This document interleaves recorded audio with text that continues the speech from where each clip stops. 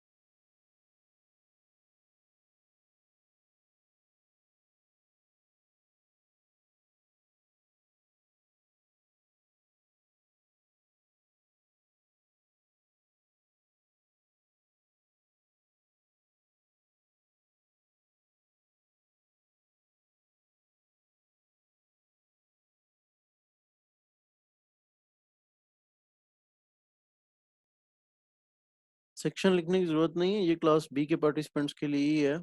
Section A का अगर कोई पार्टिसिपेंट आ भी रहा है तो उसकी अटेंडेंस कंसिडर नहीं करूँगा मैं इस क्लास में। ये उसको पता होना चाहिए। आई होप कि ऑलरेडी कोई नहीं है, बट अगर है तो वो अलाउड नहीं है इस क्लास में। अगर वो इस तरह की कोई चीज़ है तो उसको मुझे पहले बताना होगा, अपने सीआर के थ्रू इन्फॉर्म मुझे पहले करना होगा अगर इस तरह की कोई चीज़ है तो।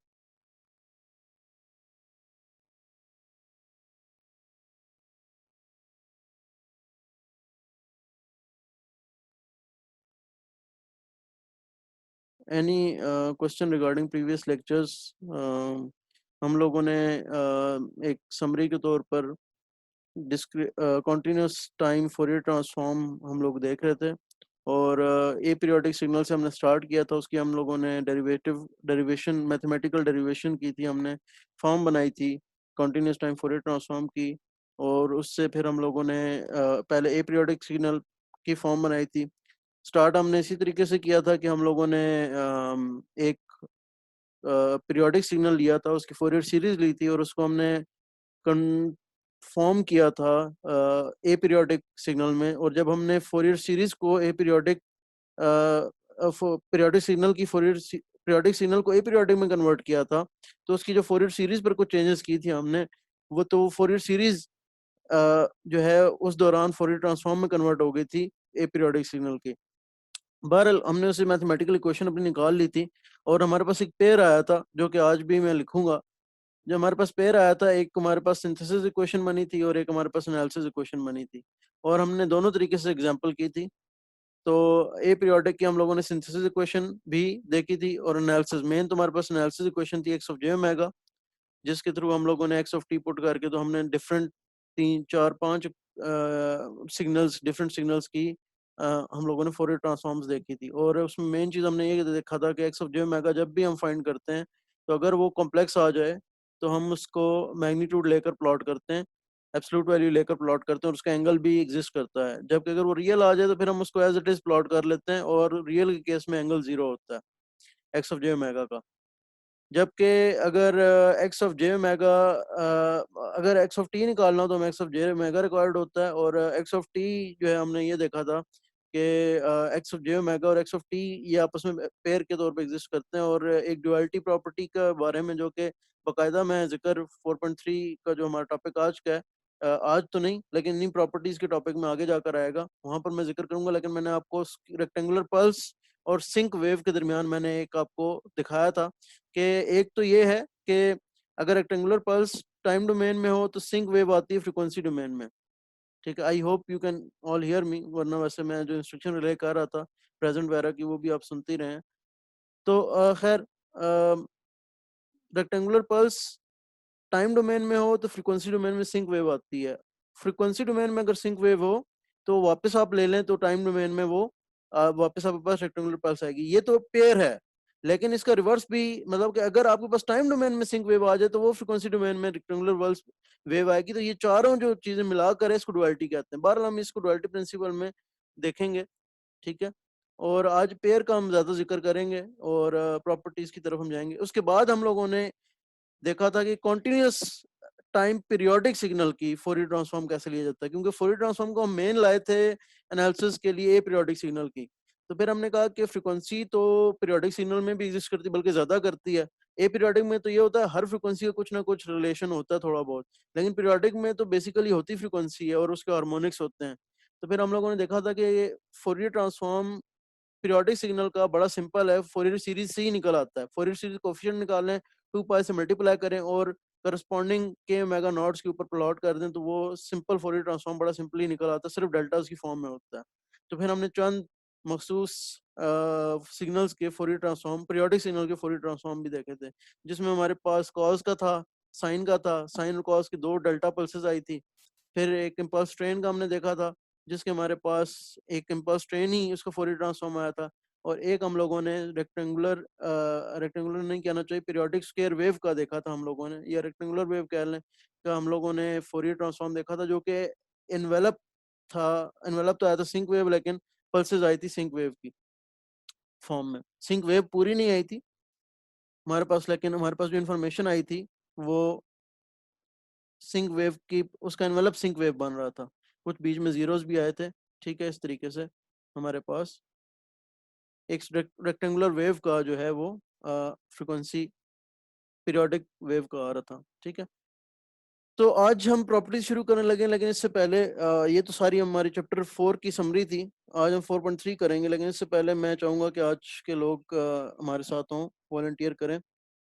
तो सेक्शन बी से आज अगर कोई खुद वॉलंटियर करना चाहे, वरना मैं 6 नाम वो मैं ले रहा हूँ, उनमें से अगर कोई आना चाहे, और शर्त बड़ी सिंपल है, उसामा चले, उसामा खुद ही आ गए, और फीमेल में से कोई अगर एक आ जाए वॉलंटियर कर लें। इंटरनेट कनेक्शन की है शर्त, उसके अलावा कोई भी शर्त नहीं है। या उसामा आना ही नहीं चाहते? उसामा कोई क्वेश्चन है तो भी अगर आप हैंड रेज कर लें, हम क्वेश्चन ले लेते हैं आपका। जी उसामा, कोई क्वेश्चन है? हाँ सर, वो पार्टिसिपेशन के ही था सर। मैं एक जी और क्वेश्चन भी था सर कि ठीक है, जो 2 मिनट रुक ए जाए, पीरियोडिक दो है। दो 2 मिनट रुक यस, जाए। यस। इतना हमें कोई फीमेल स्टूडेंट भी देख लें, पार्टिसिपेशन के लिए ज्वाइन कर लें। बाकी सामा को क्वेश्चन भी मैं इतना कर लेता हूँ। जी सामा। सर मैं पूछा था कि जो वो होता है ए पीरियोडिक और जो पीरियोडिक है, इन दोनों में मतलब अगर इन दोनों के हम वो निकालते हैं, फोरियर ट्रांसफॉर्म निकालते हैं, हम्म तो इन दोनों में सिर्फ एक ही फर्क रह जाता है कि एक के अंदर हमारे पास वो इम्पल्सेस आते हैं, मतलब पीरियोडिक के अंदर इम्पल्सेस आते हैं, हम्म जबकि जो ए पीरियोडिक है उसके अंदर वो बिल्कुल क्लियर कंटिन्यूस सी वेव आ जाती है। तो हाँ देखें, लेकिन आप मेन बात ही यहाँ पर मिस कर रहे हैं। जो पीरियोडिक सिग्नल है वो, आप टाइम डोमेन में इसको जरा गौर तो करें, वो चीज क्या है पीरियोडिक और ए पीरियोडिक में। टाइम डोमेन के अंदर ही इतना बड़ा फर्क है। ए पीरियोडिक तो आई थोड़ी देर के लिए टाइम डोमेन में और उसके बाद खत्म हो गया, फ्लैट है। उसके बाद पूरी की पूरी डोमेन फ्लैट है, सिर्फ थोड़ी सी जगह पर उसकी इंफॉर्मेशन है, एनर्जी उसकी बड़ी कम एनर्जी है। जबकि जो पीरियोडिक सिग्नल है उसकी एनर्जी वैसे तो इन्फिनिट है, लेकिन 1/1 पीरियड फाइनाइट एनर्जी है, मान लें वो बात अलहदा है। लेकिन ए पीरियोडिक सिग्नल की तो ओवरऑल एनर्जी जो है वो लिमिटेड एनर्जी है, क्योंकि सिर्फ उसका एरिया अंडर द कर्व थोड़ा सा है पूरी डोमेन के ऊपर भी। ठीक है ना? तो एक तो ये बात है। दूसरी बात ये कि ऑब्वियसली फोरियर डोमेन में जब आप जा रहे हैं उसकी, तो जो आपकी पीरियोडिक वेव है ना, उसके अंदर फ्रीक्वेंसी की इंफॉर्मेशन, उसके अंदर वो सिग्नल ही प्योर फ्रीक्वेंसी वाला है। पीरियोडिसिटी आती तब है जब कोई सिग्नल फ्रीक्वेंट हो। ठीक है ना? तो इसका मतलब है कि वो सिग्नल है ही प्योर फ्रीक्वेंसी वाला। तो इसलिए आपको सिर्फ डिस्क्रीट जगहों पर आपके पास फोरियर ट्रांसफॉर्म में इंफॉर्मेशन होती है कि ये फ्रीक्वेंसी एग्जिस्ट करती है, उसकी हार्मोनिक एग्जिस्ट करती है, उसकी अगली हार्मोनिक, उसकी fourth harmonic, fifth harmonic exist करती है, बीच वाली फ्रीक्वेंसीज एग्जिस्ट नहीं करती हैं। ठीक है ना? तो ये वजह है उसकी एक्चुअली। ठीक है? तो फर्क तो आएगा, बाई नेचर फर्क आएगा। वो दोनों सिग्नल बाई नेचर डिफरेंट है, एक पीरियोडिक सिग्नल है, एक एपीरियोडिक सिग्नल है। इन दोनों के अंदर बाई नेचर, इनकी कंस्ट्रक्शन के अंदर ही जमीन आसमान का फर्क है। ठीक है? तो ये तो आएगा फर्क। ठीक है? लेकिन ये आप जो मतलब जिस तरीके से आपने जितने कॉजली क्वेश्चन पुट किया ना कि सिर्फ ये फर्क रह जाएगा, ये इतना कॉजुअल लेना नहीं है, क्योंकि ये इतना सही सही। फर्क कॉजुअल नहीं है, बस ये इतनी सी बात है और कोई नहीं। लेकिन हाँ, फर्क जो आपने बात की है कि अगर आप कहें ना सिर्फ इतना सा फर्क है, तो बात वही है कि सिर्फ इतना सा फर्क है। लेकिन ये जो इतना सा फर्क है, ये सिर्फ इतना सा फर्क है नहीं, एक्चुअली फंडामेंटली ये इतना सा फर्क है नहीं। ठीक है? वो तो फिर आगे हम हाँ पढ़ेंगे तो आगे भी चेंज हाँ, आ बिल्कुल जाएगा। ऐसी बात है। अच्छा तो सर मतलब आप ये कह रहे हैं कि जो एपीरियोडिक सिग्नल है उसके अंदर हमारे पास मतलब क्योंकि फिक्स्ड अमाउंट ऑफ एनर्जी ज्यादा नहीं है, तो एक एक ही फ्रीक्वेंसी के ऊपर एक बड़ा स्पाइक आ जाएगा, वो कह एक सकते हैं, स्पेसिफिक नहीं नहीं नहीं नहीं फ्रीक्वेंसी नहीं जहां नहीं नहीं उसकी नहीं अपनी नहीं है। नहीं नहीं नहीं, एक स्पेसिफिक फ्रिक्वेंसी नहीं कह सकते उसको। और वो स्पेसिफिक फ्रिक्वेंसी ज्यादातर आपको मिलेगा कि वो डीसी है। वो सिर्फ एक डीसी, वो जीरो के ऊपर, ज्यादातर वो जीरो के ऊपर कंसंट्रेटेड होती है। ठीक है ना? वो तो फिर आपके पास डीसी ऑफसेट वाली बात होती है, ज्यादातर वो जीरो के ऊपर कंसंट्रेटेड होती है फिर। ठीक है ना? वो तो फिर आप कहेंगे कि सिर्फ डीसी डीसी, उसके अंदर ज्यादा वैल्यू डीसी की है। ठीक है? और देखने में भी यही पता चलता है। ठीक है? तो वो स्पेसिफिक फ्रिक्वेंसी नहीं कहते उसके अंदर। बेसिकली बेसिकली आप यूं समझ लें कि होता ये है कि ये मेन टॉपिक जो जाके रिलेट होता है ना, मेरी इतनी उसमें इंफॉर्मेशन या उतना मेरा उसमें आता नहीं है उस सब्जेक्ट का। ये इलेक्ट्रोमैग्नेटिक पल्सेस में होता है या ये ट्रांसमिशन रिसेप्शन में होता है। ठीक है? जब आप मेनली जो है ना, इसका काम फिल्टर्स के अंदर आता है। जो इस तरह के सिग्नल है ना, आप जब फिल्टर डिजाइन कर रहे होते हैं ना मेन, तो तब आप इन इन चीजों को ध्यान में रखते हैं कि कौन सी इंफॉर्मेशन को रिकवर करना है। क्योंकि होता ये है कि जब आप कोई सिग्नल ट्रांसमिट करते हैं ना, तो आपका जो सिग्नल होता है ना, जो मेन सिग्नल होता है, इसके साथ बाकी सिग्नल इंटरफेयर करते हैं। या तो किसी के भेजे हुए सिग्नल होते हैं, या आपकी कोई दुनिया का अपना नॉइज इंफॉर्मेशन इंटरफेरेंस होती है। देखें, आप तो एक तो इलेक्ट्रोमैग्नेटिक सिग्नल आपने ट्रांसमिट किया ना, दूसरा यहाँ से शोर आ रहा है। ठीक है ना? वो अगर उस फ्रिक्वेंसी को वेरी करता है, या कोई लाइट से सोर्स था या कोई और सोर्स था, ठीक है ना, नेचुरल सोर्सेस थे, या फिर किसी और ने अपना सिग्नल भी भेजा हुआ है, सेल फोन के टावर्स हैं, किसी और ने सिग्नल भेजा हुआ है। ठीक है? अब इसमें डिफरेंट डोमेन होते हैं, टाइम डोमेन होता है, फ्रीक्वेंसी डोमेन होता है, सारी और डिफरेंट चीजें होती हैं। तो ये बड़ा आगे वास्ट चलती है चीज। जब आपका रिसीवर एंड रिसीव करता है ना, तो अब ये मिला जुला सिग्नल रिसीव करता है, लेकिन उसको पता होता है कि मेरा जो सिग्नल था वो किस फ्रीक्वेंसी पर था। तो ये फिल्टर डिजाइनिंग में आपको चीजें आगे काम आती हैं। जो मैं ये चीज पढ़ा रहा हूँ, ये मैं बहुत बेसिक लेवल पे पढ़ा रहा हूँ, और मेरा नॉलेज बहुत लिमिटेड है। अभी मेरा इवन सिग्नल सिस्टम का नॉलेज भी बड़ा लिमिटेड है, क्योंकि मैं फर्स्ट टाइम पढ़ा रहा हूँ। लेकिन ये चीजें जब आप उस डोमेन में यूज होते हुए देखते हैं ना, पावर में, सिग्नल इलेक्ट्रोमैग्नेटिक्स में, या किसी और डोमेन में, ठीक है ना, फिर आपको इवन इलेक्ट्रिक मशीन्स में, ठीक है ना, ये हार्मोनिक्स, ये जब पावर के अंदर आप देखते हैं कि ये किस तरीके से हमें हेल्प करती हैं कि अगर इस तरह की जब आप पावर के अंदर इन्वर्टर डिजाइन करते हैं अपने, ठीक है, डीसी टू एसी कन्वर्टर जब डिजाइन करते हैं, आप देखते हैं अच्छा मैं ये वाला अगर एलिमेंट लगा दूंगा ना लोड के साथ, ये वाला डिजाइन पावर, मतलब कि अगर ये वाला इन्वर्टर मैंने लगाया ना लोड के साथ, तो मेरा लोड खराब हो जाएगा। ठीक है? और उसकी वजह आपको नजर आती है कि मैं फ्रिक्वेंसी डोमेन का एनालिसिस करता हूँ, ये वाला जो फ्रिक्वेंसी एलिमेंट है ना, ये वाला मेरे लिए लोड के साथ मसला कर रहा है। तब आपको इंपॉर्टेंस समझ आना शुरू होती है, अच्छा जो हमने सिग्नल सिस्टम में पढ़ा था उसका अब फायदा हो रहा है जाकर, अब मैं इसको कैसे आगे फिल्टर लगाऊं ताकि ये वाला कंपोनेंट मैं खत्म कर दूं। तो इसकी एप्लीकेशन बहुत वास्ट है। फिर इमेज प्रोसेसिंग के अंदर, ठीक है ना, अब वो कैमरा है, वो कैमरा पिक्चर लेता है, उसके अंदर नॉइज होती है, नॉइज रिमूव करने के लिए आप फिल्टर लगाते हैं, लेकिन उसको पहले नॉइज को आप एनालाइज करते हैं कि ये नॉइज है कौन सी फ्रीक्वेंसी पर, या कौन सी डोमेन के अंदर ये नॉइज आ रहा है। तो ये इस तरह की चीज है। तो basically signal system analysis tools हैं। ये खुद जो है वो कोई चीज इस तरह की नहीं है, ये चीजों पर अप्लाई करके हम उनका तजिया करते हैं, हम एनालिसिस करते हैं। तो ये एनालिसिस टूल्स हैं बेसिकली सिग्नल सिस्टम के। ये खुद कोई एप्लीकेशन नहीं है, इनकी एप्लीकेशंस फिर अगले सब्जेक्ट्स में है। तो ये बात है एक्चुअली। सही हाँ, तो आप सही इनको है सर। ऐसे ऐसे ये पढ़ें कि ये जो टूल्स हैं हम इनको यूज करेंगे आगे कोई एप्लीकेशंस में इस्तेमाल करने के लिए, उनका एनालिसिस किया करेंगे। ठीक है? सीईपी भी इंशाल्लाह मैं जल्द रख रहा हूँ, उसके अंदर भी मैंने एक बड़ा खूबसूरत प्रॉब्लम रखा है। परेशान ज्यादा ना होइएगा, सिर्फ आप उसको बेसिक लेवल तक और मुझसे हेल्प लेते रहिएगा बेशक, जो है ना, पूछते रहिएगा कि सर इसको आगे कैसे करें, आगे कैसे करें। इंशाल्लाह आपको, अगर आप इंटरेस्टेड रहे तो आपको मजा भी आएगा, आपको समझ भी आएगी उस चीज की। ज्यादा परेशान नहीं होना आपने, सीईपी बहुत मुश्किल नहीं है, बस शायद थोड़ा सा देखने में मुश्किल लगे, लेकिन है बहुत आसान है once you get into it, ठीक है ना। तो टेंशन ना लीजिएगा उसकी भी, ठीक है। लेकिन अब मजबूरी है, सीईपी करवाना भी है ना, ठीक है। सही। तो फीमेल स्टूडेंट में अभी तक कोई नहीं आया। अक्सा, उमैमा, आयजा, अगर कोई इंटरनेट कनेक्शन में से अच्छा है तो काइंडली आज के लिए ज्वाइन कर लें, ताकि हम लोग अपना बकायदा आज का सेशन स्टार्ट करें।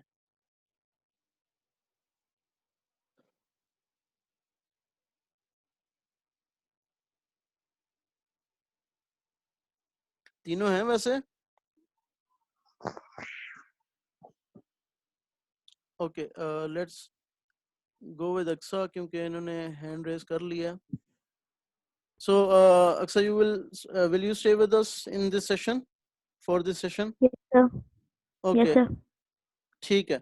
तो आज का सेशन में कोई ज़्यादा मुश्किल चीज़ नहीं, प्रॉपर्टीज़ हम स्टार्ट करेंगे, और प्रॉपर्टीज़ में मैं 2 प्रॉपर्टीज़ रखूंगा बहुत सिंपल सी, और उन 2 प्रॉपर्टीज़ का हम यूज़ रखेंगे और बहुत सिंपल लेवल पे रखेंगे। मैंने लेक्चर आज का मुश्किल डिज़ाइन किया भी नहीं है, शायद एग्जाम्पल में थोड़ा सा मुश्किल लगे, लेकिन इंशाल्लाह वो भी कोई बहुत ज़्यादा मुश्किल चीज़ नहीं होगी।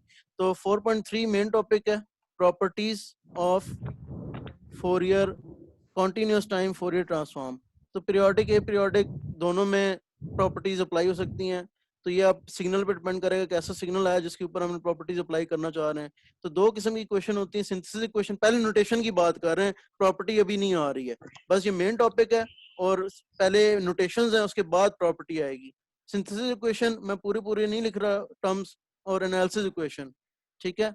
एनालिसिस इक्वेशन दोनों हम देख चुके हैं। सिंथेसिस इक्वेशन होती है एक्स ऑफ टी, जिसमें बनता है 1/2 pi integral minus infinity to plus infinity, you use x of j omega here to synthesise. और क्योंकि x of j omega use हो रहा होता है तो डी ओमेगा, और आपकी ख्वाहिश होती है कि इसमें ओमेगा एलिमिनेट हो जाए और टी रह जाए, तो इसलिए आप इसको इंटीग्रल ओवर ओमेगा करते हैं, ठीक है। तो ये ओमेगा की इंटीग्रेशन होती है। और एनालिसिस आपके पास तो फ्रीक्वेंसी डोमेन होती है, ठीक है। तो इसलिए जो एक्स ऑफ टी होता है आपने वो एलिमिनेट करना होता है, इस वजह से आप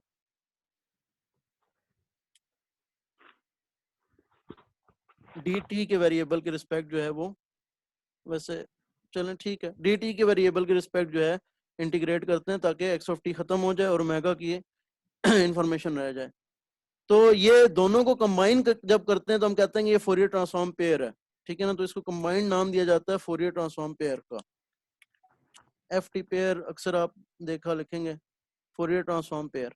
अच्छा, ये सिर्फ इक्वेशन को फोरियर ट्रांसफॉर्म पेयर का नहीं कहा जाता, ये एक दूसरे को भी, और इसमें ये डबल साइडेड एरो यूज होता है, और फोरियर कुछ अजीब सा ये खुशनुमा करके एफ लिखते हैं, ठीक है। अजीब सा एफ टाइप, फ्लैग टाइप, पता नहीं, बुक का नोटेशन देख लीजिएगा, एफ आगे इस तरह भी लिखा होता है, पता नहीं, मतलब कोई इसका कोई बहुत ज्यादा जरूरत नहीं पढ़ने में, नोटेशन में कोई फर्क नहीं पड़ता, बस ये double sided x of j omega x of T. Main जो चीज है ना वो ये, आपने लेप्लास की नोटेशन देखी होगी, लेप्लास इस तरह लिखते हैं, लेप्लास लिया मतलब for example E minus a T का, तो लेप्लास का आंसर कुछ अजीब सा आता है 1/a प्लस पता नहीं एस एस प्लस समथिंग, इस तरीके से। तो इसी तरीके से फोरियर के भी नोटेशंस हैं ये, ठीक है। तो जब हम टाइम डोमेन में होते हैं और हम फोरियर लेते हैं किसी का, तो हम कहते हैं कि लेट्स से हमने e minus a t u of t का फोरियर लिया, ठीक है। तो इसका आंसर हम निकाल चुके हैं पहले ही, तो हम लिखते हैं, डायरेक्ट लिख रहे हैं ए प्लस जे ओमेगा। तो इसका मतलब ये होता है कि जब आप इसका फोरियर लेते हैं ना, तो फोरियर डोमेन जब आप अप्लाई करते हैं ना, तो फोरियर से आप फिर ये आंसर निकलता है, ठीक है ना। तो ये ऑब्वियसली आप टी डोमेन से ओमेगा डोमेन या जे ओमेगा डोमेन में आ जाते हैं, ठीक है। तो ये नोटेशन है। फिर इसका इनवर्स फोरियर ट्रांसफॉर्म की, ये एफ इनवर्स कह लेते हैं इसको, ठीक है ना। फैंसी सा एफ है ये, फैंसी इनवर्स, एफ इनवर्स। आप 1/a, फिर आपके पास ये जो ब्रैकेट में चीज होनी चाहिए, ये जे ओमेगा की फॉर्म होनी चाहिए, टी की फॉर्म नहीं होनी चाहिए। तो पेयर होने का मतलब ये है कि जब अगर इसका फोरियर ट्रांसफॉर्म ये आता है ना, तो फिर इस का फोरियर इनवर्स क्या आना चाहिए, e minus a t u of t आना चाहिए। तो इसलिए कहते हैं कि ये आपस में पेयर है। तो फिर ये जो मैंने पेयर लिखा है ना, मुझे जगह चाहिए तो इसलिए मैं मिटा रहा हूँ। तो इसका मतलब है कि इसका एक और तरीका ये लिखने का आपस में इन दोनों को, कि ये जो दोनों हैं e minus a t u of t, और 1/a प्लस जे ओमेगा, ये एक पेयर है आपस में। अगर आप फोरियर ट्रांसफॉर्म लेंगे e minus a t u t का, तो 1/a प्लस जे ओमेगा इसका आंसर आएगा। और 1/a प्लस जे ओमेगा का फोरियर इनवर्स लेंगे तो आपके पास टाइम डोमेन में e minus a t u t answer आएगा। तो ये एक्चुअली नोटेशंस हैं कुछ। ठीक है, क्लियर हो गया? तो क्लियर हो गया ये? Yes sir. नोटेशंस हैं, ठीक है ना। तो ये पेयर की फॉर्म में हमेशा एग्जिस्ट करते हैं। तो अगर अब आपको कोई कहे ना कि e minus a modulus of t का क्या आएगा, तो मुझे अब याद नहीं पड़ता बुक में क्या था इसका आंसर, लेकिन वो मेरे ख्याल था 2a/a² प्लस ओमेगा स्क्वायर आएगा। ठीक है, बस ये अब पक्का हो गया, कंफर्म हो गया। ठीक है ना, ये अब यही रहेगा। हाँ, वो ए पे अगर आप 2 लगा दे तो फिर आप यहाँ पर भी ए में 2 में लगा लें, वो अलग बात है। ठीक है ना, तो ये फोरियर जो पेयर है ना, ये एग्जिस्ट इसी तरह करेगा। अब आते हैं प्रॉपर्टीज की तरफ। नोटेशन तो आपने देख ली है। तो होता ही है कि कुछ प्रॉपर्टीज यूज करने के लिए ना, हमें प्रॉपर्टीज हम यूज करते ही इस तरह है कि हम मुमासलत ढूंढते हैं पुराने जो चीजें हम लोगों ने कर रखी होती है, पुराने जो हम फोरियर ट्रांसफॉर्म पेयर कुछ ऑलरेडी निकाल चुके होते हैं, उनको यूज करते हैं आगे। एग्जांपल इंशाल्लाह होगी तो क्लियर हो जाएगा, इसलिए हम कुछ पेयर्स ना निकाल के साइड पर रख लेते हैं। इसी जमन में आपको एक टेबल, अगर आपका ओपन बुक पेपर उसको कहें ना कहें, अगर ओपन बुक नहीं भी होता ना, क्लोज बुक भी पेपर होता है ना, तो आपको इस तरह का ये टेबल दिया जाता है, ये साथ।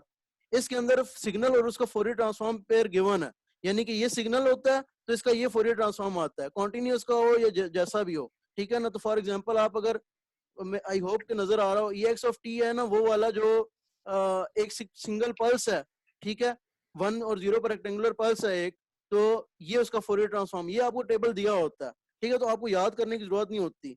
तो यानी कि ये जो पल्स थी -t1 से t1, ठीक है ना, मैथमेटिक नोटेशन देकर इसका लिखा होता है कि इसका फोरियर transform 2 sin omega t1 divided by omega है, या पता नहीं जो भी है, तो ये आपको गिवन होता है।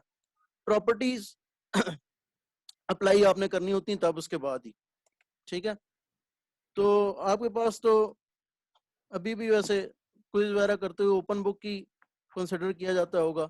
सबसे पहली प्रॉपर्टी लिनियरिटी की है, और मैं इवन दो के यहाँ पर डेरिवेशंस हैं, लिनियरिटी और टाइम शिफ्टिंग की तो नहीं है, लेकिन मैं जो इस मोड में जा रहा हूँ, हमने डिसाइड ये किया कि हम आपको कोई प्रॉपर्टीज की डेरिवेशन नहीं कराएंगे, सीधे सीधे प्रॉपर्टीज और उनका यूज दिखाएंगे। ठीक है, तो अगर हम एक्स ऑफ टी का फोरियर ट्रांसफॉर्म कह रहे हैं एक्स ऑफ जे ओमेगा, और हम वाई ऑफ टी का फोरियर ट्रांसफॉर्म कह रहे हैं pair y of j omega, ये फोरियर सीरीज और फोरियर ट्रांसफॉर्म में फर्क ये है कि फोरियर सीरीज में हम कह रहे थे कि एक्स ऑफ टी के फोरियर सीरीज कोफिशिएंट एक साइड पर एक के हैं, या मतलब उसमें ये है कि इससे ये भी बनता है, वो बात एक ही है उससे। ठीक है ना, लेकिन उसकी इक्वेशन जरा डिफरेंट थी। अगर ये पेयर है तो एक्स ऑफ टी प्लस, मैं मार्कर जरा डिफरेंट यूज कर लूं, x of t plus y of t, a x of t plus b y of t, ये लिनियरिटी की प्रॉपर्टी है। तो इसका जो फोरियर का आपके पास आएगा वो सिंपल लीनियर कॉम्बिनेशन ही आएगा, जो ऊपर आपके पास फोरियर्स ऑलरेडी हैं, x of j omega plus b y of j omega. तो बड़ा सिंपल सी प्रॉपर्टी लिनियरिटी की। ठीक है, कि अगर आपके पास कोई सिग्नल है, वो लीनियर कॉम्बिनेशन है किसी उन सिग्नल्स का जिनके पास आपके पास ऑलरेडी फोरियर ट्रांसफॉर्म की इंफॉर्मेशन मौजूद है। ये कहने का मतलब ये है कि आपके पास एक सिग्नल है, दो सिग्नल है जिनका ऑलरेडी आपको फोरियर ट्रांसफॉर्म मालूम है, एक तीसरा सिग्नल आ जाता है, आपको नहीं पता उसके बारे में, लेकिन आप किसी तरीके से आप लिख लेते हैं उसको उन दो सिग्नल के बारे के मुताबिक जिनका आपको ऑलरेडी फोरियर ट्रांसफॉर्म पता है। तो फिर आपको सिंपल ये काम करना है, जब आपने उसको लिख लिया ना, तो आपके पास तीसरा सिग्नल है जेड ऑफ टी। पहले आपको नहीं पता चल रहा था कि सिग्नल कैसा है, लेकिन अचानक आपके ज़हन में, आपने ज़हन पर जोर डाला और आपको समझ आया, अच्छा अगर मैं एक्स ऑफ टी को थोड़ा सा इस तरीके से मल्टीप्लाई करूं और बी ऑफ और वाई ऑफ टी को इस वैल्यू से मल्टीप्लाई करूं, इन दोनों को ऐड कर दूं तो जेड ऑफ टी बन जाता है मेरा। फिर फौरन आप कहेंगे अच्छा इसका मतलब ये है कि इस जेड ऑफ टी का फोरियर ट्रांसफॉर्म क्या होगा, जेड ऑफ जे ओमेगा वो होगा कि मैं उसी के एक्स ऑफ टी को एक्स ऑफ जे ओमेगा को उसी वैल्यू से मल्टीप्लाई करूं ए से, और वाई ऑफ जे ओमेगा को बी से मल्टीप्लाई करूं, तो उन दोनों को ऐड करूं तो मेरे पास जेड ऑफ जे ओमेगा आ जाएगा। मुझे अलहदा से वो इक्वेशन लगाने की जरूरत नहीं है, integral minus infinity two plus infinity Z of T E minus j omega t D T मुझे लगाने की जरूरत नहीं है, ठीक है ना। तो प्रॉपर्टीज हमारा ये काम करती हैं, शॉर्टकट में देती हैं, ठीक है। तो ये पहली प्रॉपर्टी है। 4.3.2 हम पढ़ते हैं टाइम शिफ्टिंग की, और फिर हम इन दोनों प्रॉपर्टीज को लगाकर एक एग्जांपल में देखते हैं, ठीक है। तो टाइम शिफ्टिंग की प्रॉपर्टी भी बड़ी सादा, बड़ी सिंपल सी है। टाइम शिफ्टिंग, अगर आपके पास एक सिग्नल है, उसका फोरियर ट्रांसफॉर्म आप निकाल चुके हैं एक्स ऑफ जे ओमेगा, और एक दूसरा सिग्नल आता है जिसको आप पहचानते हैं कि वो टाइम शिफ्टेड वर्जन है आपके ओरिजिनल सिग्नल का, जिसका आप फोरियर ट्रांसफॉर्म पेयर निकाल चुके हैं, तो आपको अलहदा से फोरियर ट्रांसफॉर्म निकालने की जरूरत नहीं है। बल्कि आप ये करें कि वो जो आपने ऑलरेडी फोरियर ट्रांसफॉर्म निकाल चुके हुए हैं, उसको आप e minus j omega t not से मल्टीप्लाई कर दें, तो आपके पास उस शिफ्टेड वर्जन का फोरियर ट्रांसफॉर्म निकल आएगा, ठीक है। तो आपके पास एक y ऑफ टी नया सिग्नल आया, जिसको आपने पहचान लिया कि वो x ऑफ t का शिफ्टेड वर्जन है। तो अब y ऑफ जे ओमेगा इतनी ही आसान है कि आप x ऑफ जे ओमेगा लें, जो ऑलरेडी आप निकाल चुके हुए हैं, उसको e minus J T omega t not से उस इक्वेशन को मल्टीप्लाई कर दें, और आपके पास उसका ऑलरेडी फोरियर ट्रांसफॉर्म निकल आएगा, ठीक है। Get my point. तो आपको अलहदा से दोबारा उस y ऑफ t का इंटीग्रल लेकर दोबारा निकालने की जरूरत नहीं है, ठीक है ना। Is that clear?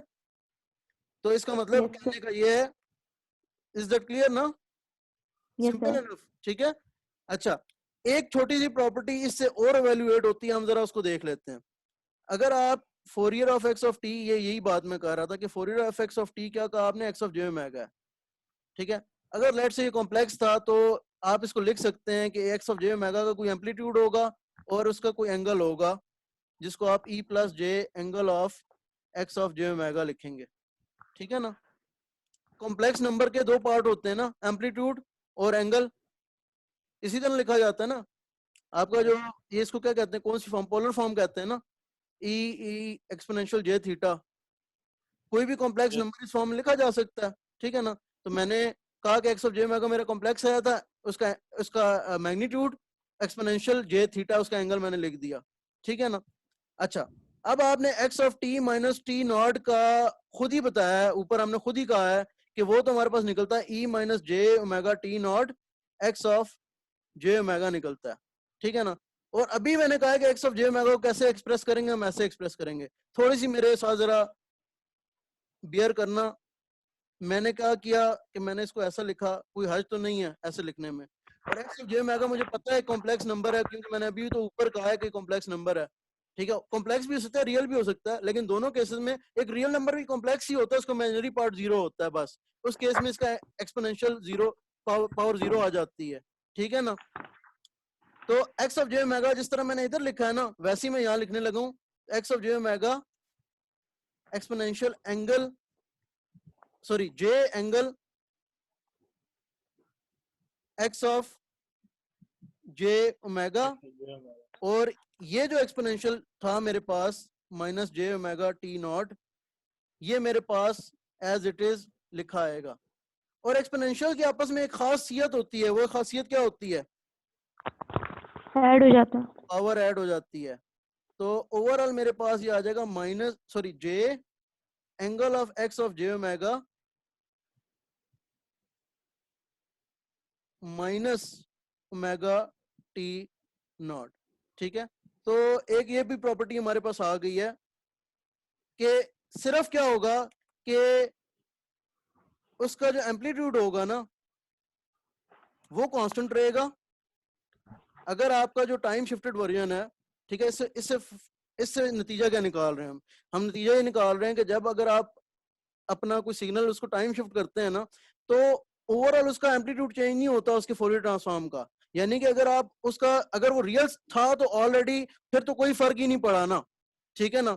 लेकिन उसका एम्पलीट्यूड पर तो कोई फर्क नहीं पड़ा, लेकिन उसका जो एंगल है वो चेंज हो जाएगा, ठीक है ना। तो टाइम शिफ्ट करने में सिर्फ जो है ना एंगल पे फर्क पड़ता है, उसके ओवरऑल एम्पलीट्यूड पर कोई फर्क नहीं पड़ता। तो ये हमने नतीजा निकाला, ठीक है ना। लेकिन ये ध्यान में रखें कि ओवरऑल जो है वो फर्क पड़ जाता है फिर भी, क्योंकि एंगल भी एक कंट्रीब्यूशन है कॉम्प्लेक्स पार्ट की, ठीक है ना।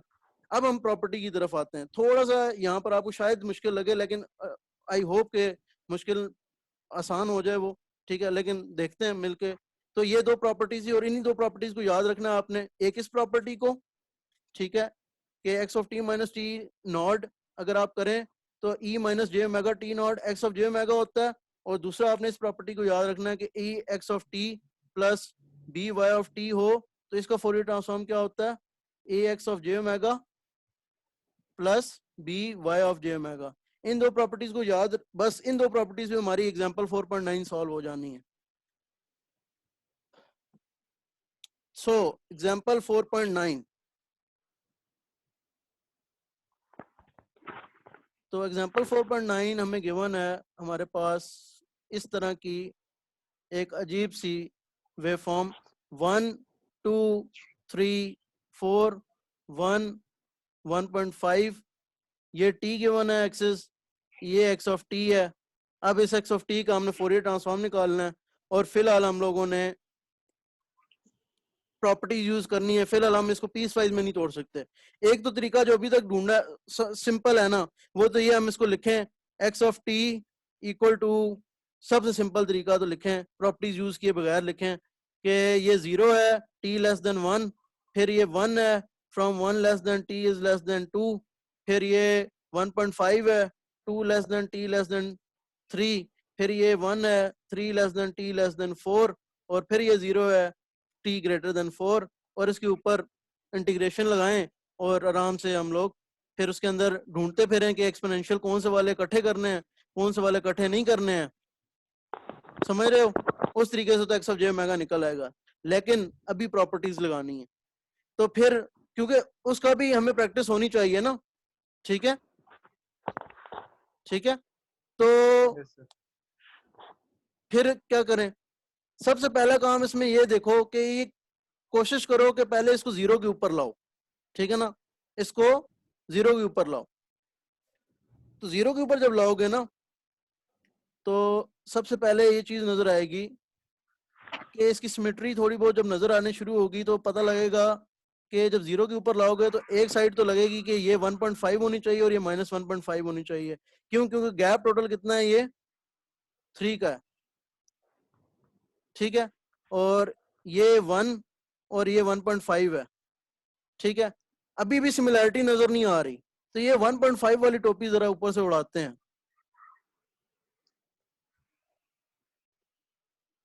अब बताओ, अब कोई सिमिलैरिटी नजर आती किसी सिग्नल से जो अभी तक हमने पढ़ा हो? किससे? हाँ, रेक्टेंगुलर पल्स से। तो एक तो हम ये वाला सिग्नल लेते हैं, इसको हम कहते हैं x1 ऑफ t, ठीक है ना। एक तो हम ये वाला सिग्नल लेते हैं x1 ऑफ t। हमारे पास अगर उसमें हमारे पास अभी तक x1 ऑफ t हमने पढ़ा हुआ था जो -t1 से t1 तक होता है, उसका हम लोगों को पता है x ऑफ j ओमेगा क्या होता है, ठीक है ना। और ये 0 पर है। अगर हम उसको ले जाएं, अगर हम x1 ऑफ t को अपने ले जाएं, x1 ऑफ t माइनस 2.5 कह दें, तो वो 1 से 3 तक हो जाएगा, सॉरी 1 से 4 तक हो जाएगा, ऐसी बात है। लेकिन उसका एम्पलीट्यूड 1 होगा। ये ठीक कहा मैंने या नहीं? अगर ये 0 में ले जाऊं 1.5 2.5 पर, तो 0 2.5 पर जाएगा, 1.5 में 2.5 ऐड करो क्या बन जाएगा? 4 माइनस 1.5 में 2.5 ऐड करो क्या बन जाएगा? 1। हालांकि ये ओवरलैप करना चाहिए, लेकिन मैंने ओवरलैप नहीं दिखाया, ये वैसे यहाँ होना चाहिए, लेकिन जस्ट स्टे विद मी। तो ये इसका मतलब है कि x1 of t x1 t minus 2.5। तो अगर हमें x1 ऑफ t का x1 ऑफ j ओमेगा आना चाहिए आंसर, जो कि हमें पता है, ठीक है ना। तो x1 t माइनस 2.5 का क्या आना चाहिए प्रॉपर्टीज के रिस्पेक्ट से? e minus j 2.5 x j of omega, x1 j of omega. अभी फिलहाल हम इसको रख लेते हैं। लेकिन इसमें और इस सिग्नल में अभी भी एक फर्क है, इसमें 2 और 3 के दरमियान एक कैप है। तो अगर मैं एक और सिग्नल लूं जो मैं कहूं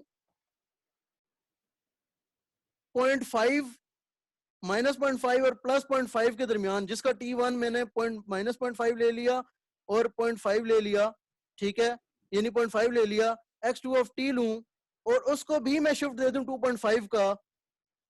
जब मैं उसको शिफ्ट दूंगा 2.5 का, इसको मैं रेड से बनाता हूं, ठीक है, उसको भी जब मैं शिफ्ट दूंगा 2.5 का, तो ये कहाँ आ जाएगा 3 पर और ये आ जाएगा 2 पर। तो 2 और 3 के ऊपर जब मैं इसको शिफ्ट दूंगा तो 2 और 3 पर जब मैं इन दोनों को ऐड कर दूंगा x2 2.t माइनस 2.5 तक, तो मेरे पास ये वाला सिग्नल नहीं बन जाएगा या नहीं? Yes. और नहीं बनेगा, अभी भी नहीं बनेगा। एक एक छोटी सी मिस्टेक है। क्या मिस्टेक है? अगर मैं इन दोनों को 0.5 ऐड नहीं है करता सर। हूँ, फिर बोले सर 0.5 नहीं है, x of 2 का जो वो अपना मैग्नीट्यूड है वो 0.5 नहीं है। हाँ, x ऑफ 2 का मुझे मैग्नीट्यूड भी 0.5 करना पड़ेगा, वरना 2 और 3 के दरमियान कितनी कैप आएगी? 2 की कैप आएगी। अक्सर ये बात समझ आई है नहीं आई है? आगे सर। हाँ, मैं दोबारा रिपीट करता हूँ सबको। देखें, हुआ ये कि ये जो हमारा सिग्नल है ये पहले एज इट इज तो हमें कहीं नहीं मिला हमारे लिटरेचर में, लेकिन जब मैं इसको 0 पर लाया तो मुझे, और इसकी मैंने कैप उड़ाई तो मुझे पता चला कि 1.5 से 1.5 ये एक होता है हमारे पास, रेक्टेंगुलर पल्स होती है, वो हमारे पास -t1 से t1, ठीक है, हमारे पास एक होती है -1.5 से 1.5, इसका x of j omega exist करता है।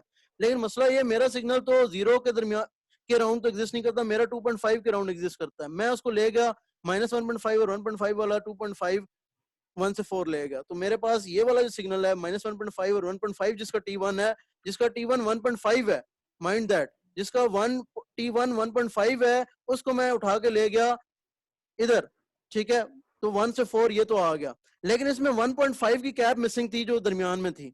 अब मैंने इसमें x2 लिया जिसकी मैंने t1.5 रखा ताकि वो -0.5 और 0.5 के दरमियान हो। जब मैं इसको 2.5 पर उठाकर लेके गया, ये मैं सबके लिए रिपीट कर रहा हूँ, इन दोनों के लिए नहीं कर रहा हूँ, मुझे समझ लग गई कि इन दोनों को समझ लग गई है, लेकिन मैं सबके लिए रिपीट कर रहा हूँ। अब जब मैं 2.5 पर इसको लेकर गया 0.5 और -0.5 वाले को, तो ये 2 और 3 के दरमियान आ गया। अगर मैं इसको एज इट इज रखता है इसके ऊपर 2 और 3 के दरमियान, तो ये दोनों ऐड होते तो कैप बन जाती 2 की।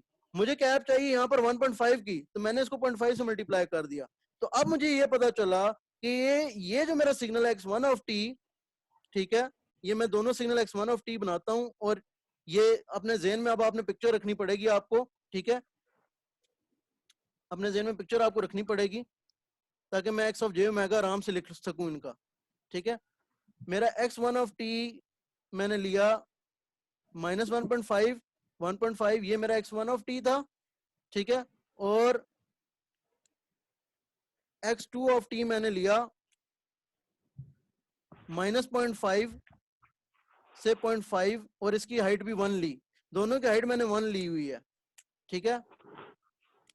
तो x2 ऑफ t मैंने लिया ये, और x1 t मैंने लिया ये, और ये जो मेरा x ऑफ t है मैंने कहा कि this is x1 t minus 2.5 plus 1/2 x2 t minus 2.5, यानी कि इन दोनों को मैं 2.5 पर लेके जाऊं, x1 ऑफ t को मैं एज इट इज ऐड कर दूं, और x2 t को मैं हाफ करके ऐड कर दूं। अच्छा, बुक ने हो सकता है उल्टा किया हो, बुक ने इस वाले x1 ऑफ t को -0.5 से 0.5 लिया हो और उसका हाफ किया हो, और इसको -1 से 1 लेकर पूरा का पूरा ऐड किया हो, इससे कोई फर्क नहीं पड़ता।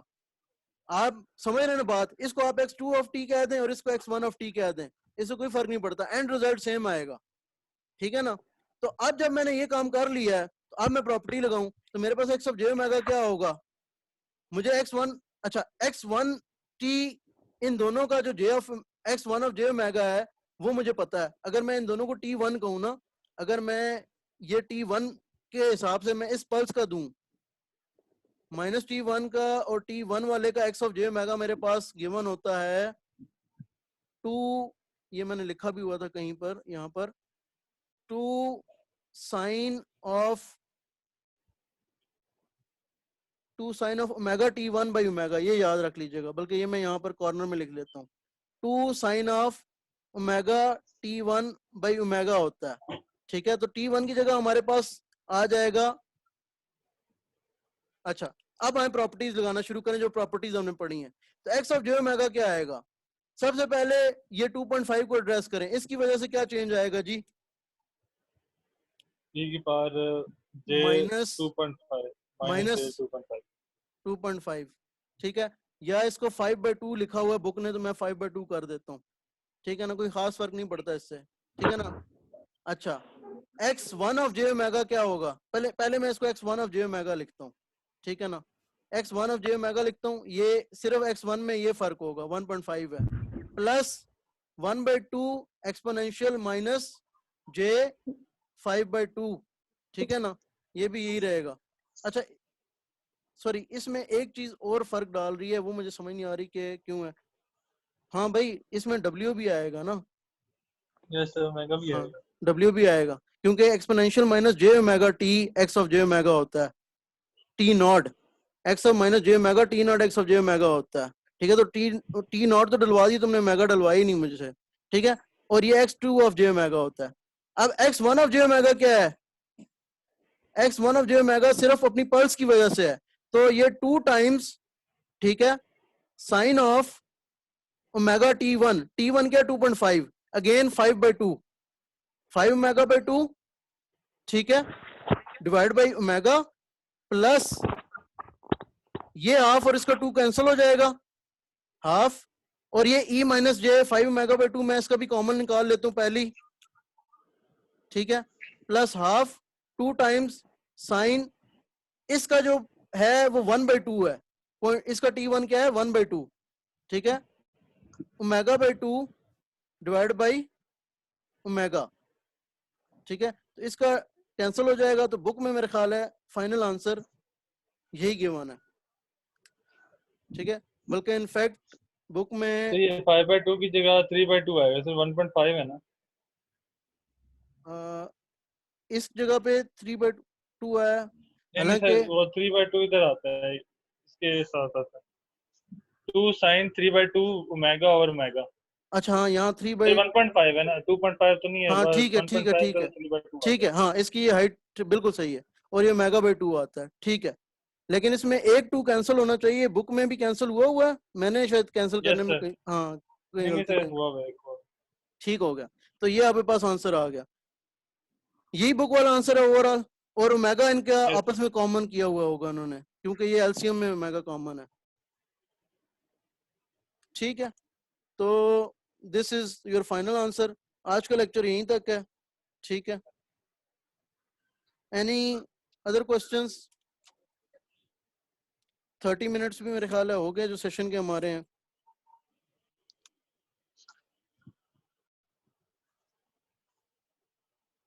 हाँ जी, ये अब बाकी मुझसे कोई स्टूपिड क्वेश्चन हैं तो करें, आप लोगों को नहीं कह रहा मैं, ये कुछ लोग जो है ना वो, भाई बात सुने, ये जो है ना सब्जेक्ट के क्वेश्चन है तो करें, ठीक है। मैंने कोई क्विज के मार्क्स नहीं लगाए हुए हैं, ये LMS सिस्टम है, इसने खुद चेक किया है, ठीक है ना। और ये इसने कोई सोच समझ के इन्होंने इतना इवॉल्व किया हुआ अपने सिस्टम को कि इन्होंने फॉर्म्स इसी तरीके से लगाए हैं, ठीक है ना। अगर इस LMS सिस्टम से आपको कोई शिकायत है तो एडमिनिस्ट्रेशन से करें, ठीक है। मैं अपनी तरफ से ये कर सकता हूँ कि आइंदा मैं इस तरह का वो चेक बॉक्स वाला क्वेश्चन नहीं बनाऊंगा, बाकी और कुछ नहीं। मेरे सोल्यूशन के मुताबिक मेरा ख्याल है कि वो ठीक ही लगे हुए, कोई और उसमें कोई वो चीज़ नहीं है, ठीक है ना। ये क्विज रीचेक वगैरह कुछ नहीं होता है, या अगर आपको किसी और टीचर से कराना है रीचेक तो आप प्लीज करवा लें, ठीक है, मुझे बता दें, मैं किसी और टीचर को दे देता हूँ। रीचेक भी मैं ही करूंगा, मैंने ही सोल्यूशन टेम्पलेट बनाया हुआ है, तो इस तरह हो नहीं सकता। जी बोलें उमर साहब। अस्सलाम वालेकुम सर। वालेकुम सलाम, जी बोलें। सर इसी क्वेश्चन से पूछना था सर। पहले जी तो जी हमारे पास ये एक सिग्नल था, जिस हमारे पास ये एक सिग्नल किया हुआ था सर, तो जी इसको हमने दो हिस्सों में डिवाइड किया। पहला जी ऐसा तो सर, जो ऊपर वाला पार्ट था, जो आपने सर इसको अपर पार्ट जो 0.5 से -0.5 से 0.5 दिया, ये वाला ये वाला इसको रेड वाला, सर। Yes sir. जी तो जी। सर इसको हम टोटली किस तरह अलग कर सकते हैं, क्योंकि हमारे पास सिग्नल तो एक अलग अलग फॉर्म में हमने उसको, न न अगर न कोई न न एक्सेस न तो न उसको न पीस न वाइज न नहीं नहीं नहीं नहीं नहीं, देखें आप आप इसको किसी और तरह परसीव कर रहे हैं, आपकी परसेप्शन में इशू है, ठीक है। अलग नहीं कर रहे हैं हम देखें दो सिग्नल को ऐड कर रहे हैं। हमने अलग जो किया है ना, हमने अलग पर्पस इस पर्पस से किया है कि हम प्रॉपर्टी अप्लाई करेंगे, ठीक है। आप मुझे ये बताएं कि अगर मैं 0.5 इसका एम्पलीट्यूड जबकि ये 2.5 पर पहुंचा हो और 1 इसका एम्पलीट्यूड ऐड करूं तो ये सिग्नल मेरे पास बनेगा कि नहीं बनेगा? मुझे सिर्फ इस चीज का आंसर करें।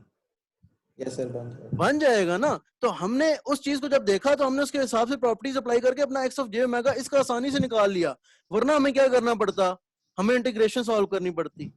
जब हम लोग ऑलरेडी पल्सेस का एक जनरल आंसर निकाल चुके हैं, हम किसी भी रेक्टेंगुलर पल्स का जनरल आंसर निकाल चुके हैं, ठीक है, सही है सर। ठीक है। जब हम उसको निकाल चुके हैं तो फिर हम बार बार क्यों निकालें हर रेक्टेंगुलर पल्स का, और जितनी भी पल्सेस इस तरह की आ सकती हैं हम उसको निकाल सकते हैं, ठीक है ना। तो सही है सर। अगर तो प्रॉपर्टीज यूज करेंगे ना फिर हम, ठीक है, वो आ जाएंगे, मार्क्स सही आ है। जाएंगे आराम से, ठीक है, मार्क्स आ जाएंगे, टेंशन ना लो। अभी जून का भी पूरा महीना है, जून भी टॉप अप है, ठीक है। तुम लोग लगता है सिर्फ मार्क्स लेने आते हो, डिग्रियां लेने आते हो, पढ़ तो लो ये पहले। सॉरी यार, ये थोड़ा सा ना मैं हो जाता हूँ ये, क्योंकि इतनी मेहनत से एक बंदा पढ़ाता है और इन लोगों को सिर्फ मार्क्स ही पड़ी होती है। जी बोलें, और कोई क्वेश्चन है उमर आपका? समझ आ गई उमर? यस सर, आगे थैंक यू सर। हाँ, ओके।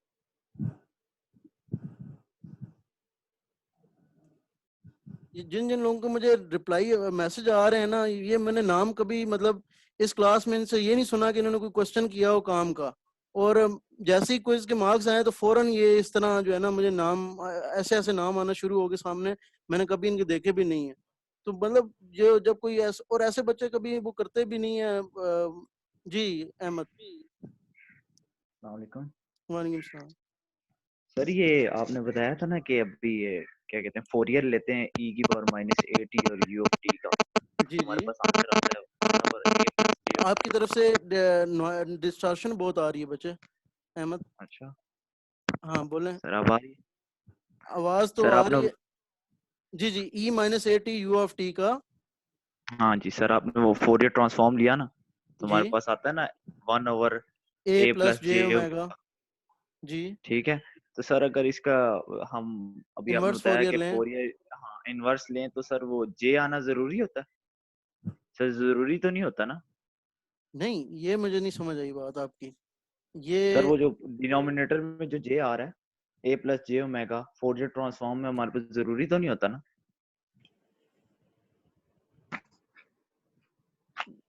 अगर आप e-at u ऑफ t का लेंगे तो यही आना चाहिए इसका आंसर। ठीक है, ठीक है। नहीं अब सर, आप इसके इसका बाद इनवर्स, इसका इनवर्स, इनवर्स में आप, हाँ इनवर्स जी, से मुराद क्या है? इनवर्स से मुराद ये तो नहीं है कि इनवर्स से मुराद, इनवर्स से मुराद ये है कि मैं इसका इनवर्स लूं,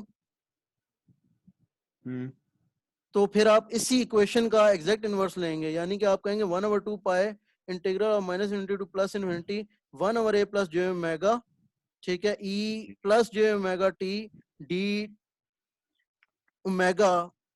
डी ओमेगा। हाँ, फिर आप इस तरह लेंगे, अच्छा, ठीक है, ठीक ठीक है। है ना। हाँ, अच्छा सर, वो एक और यही वही वो उम्र वाली बात सर सही तरह समझ नहीं आई। सर ये सिग्नल तोड़ेंगे क्यों? हमें पेपर में सर किस तरह पता चलेगा सिग्नल अच्छा, तोड़ना हाँ, है, तोड़ना क्यों है? प्रॉपर्टी देखें, लगाना है और ये? देखें, पहली बात यह है कि आपने तोड़ना कैसे करना है। तोड़ने का सबसे सिंपल चीज ये ज़हन में रखनी है कि वो चीज जो कि आपके पास ऑलरेडी नॉन है, आपने उन चीजों में आना है। आपके पास ये जिस तरह मैंने लिस्ट दिखाई थी ना एक, इस लिस्ट में आपके पास वो सिग्नल गिवन होंगे जिनका आपको पास ऑलरेडी ट्रांसफॉर्म पता है आपको, तो आपने उन चीजों में तो उस सिग्नल को तोड़ने की कोशिश करनी है जिनके पास ट्रांसफॉर्म आपको ऑलरेडी पता है। दो चीजें इसमें काम आएंगी, एक तो ये जो मैंने बता दिया कि जो चीजें आपको ऑलरेडी पता है, और दूसरी चीज आपकी प्रैक्टिस। इसमें प्रैक्टिस बहुत इंपॉर्टेंट है आपकी, ठीक है। जितनी आप प्रैक्टिस करेंगे, जितने फेमिलियर होंगे ना कि कौन सी शेप का सिग्नल कौन से वाले कंपोनेंट्स में ब्रेक हो सकता है, उतना आपको आसानी होगी, ठीक है ना। तो पहली चीज ये है कि आपको ऑलरेडी पता हो कि कौन कौन से जो सिग्नल मशहूर हैं जो कि ऑलरेडी जिनका ट्रांसफॉर्म आप निकाल चुके हैं। जिस तरह रेक्टेंगुलर पल्स हो गई, e-at वाले सिग्नल हो गए, लेकिन e-at जी वाले सिग्नल आप देखेंगे, अभी हम इवन ऑड प्रॉपर्टीज करेंगे ना, तो वो मैथमेटिकल सिग्नल आप देखेंगे, पता चलेगा अच्छा मैथमेटिकल ऐसे होते हैं, ठीक है ना। फिर कॉस साइन वाले ठीक भी है, मैथमेटिकल होंगे, ठीक है। तो एक तो ठीक है, प्रैक्टिस है, ठीक। और दूसरा ये है कि जो कि सिग्नल आप ऑलरेडी पढ़ चुके हैं, जो कि कॉमन पेयर है, जो कि फ्रीक्वेंटली यूज पेयर है, ठीक है ना। तो ये जी दो जी, चीजें हैं इसमें। ठीक क्वेश्चन हो गया वैलिड है सर, आपका थैंक यू। बिल्कुल, ठीक है, क्वेश्चन वैलिड है। अच्छा, इस मीटिंग को एंड करते हैं क्योंकि मेरी बिल्कुल एग्जैक्ट साथ ही एडजेसेंट क्लास है 12:40 पर, तो आई आल्सो नीड रेस्ट। फिर इंशाल्लाह कल से ये क्वेश्चन बाकी क्वेश्चन करते हैं और कल से प्रॉपर्टीज करते हैं, ठीक है। ओके, अल्लाह हाफिज।